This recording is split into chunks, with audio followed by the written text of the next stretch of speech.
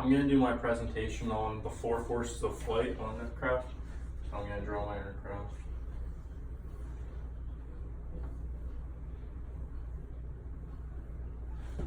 The first force we're going to have is lift. Lift is what actually gets the airplane into the air. So with lift, you have Bernoulli's principle.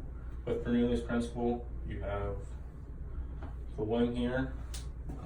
With the air flowing faster over the top, slower onto the bottom, you have a low pressure on the top, high pressure on the bottom.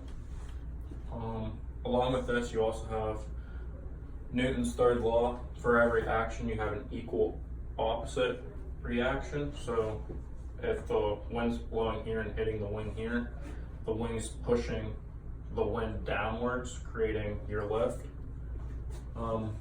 Also, the lift, you have weight, which is the downwards force on the aircraft. With weight, you want to do a weight and balance. So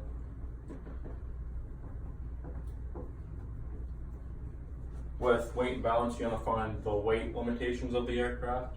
You want to make sure you're staying in the weight and balance, because if you're not, you won't have a stable, it won't be as stable when you're flying the aircraft, and it's going to be hard to either get off the ground or get back down to the ground.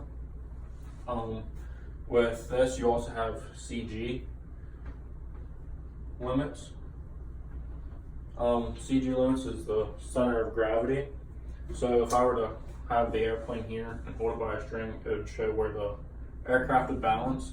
If your CG limits are off, say you have the weight too far aft, it's going to cause the aircraft to pitch nose up. So if you're trying to get off the ground, it might be harder to get it actually off the ground.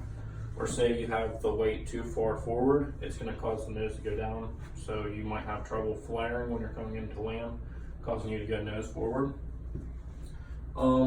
You also have thrust. Thrust is created by the propellers. The propellers are a airfoil, also creating a horizontal lift. So when the propeller turns, it's keeping you moving through the air. The propellers are connected to the crankshaft on the aircraft, and the opposite of thrust would be drag. There's 2 types of drags. There is a induced drag. Induced drag is a byproduct of lift. So every time you have lift, you also have a drag.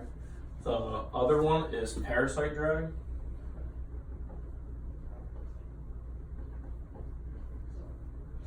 Parasite drag is any other drag that you have when induced drag is not there.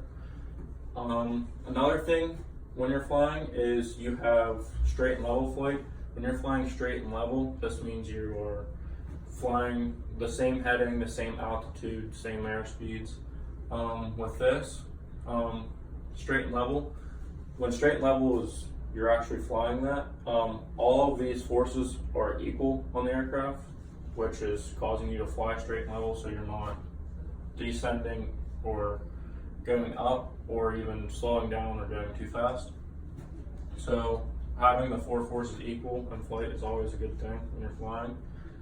And this is what the 4 forces of flight are.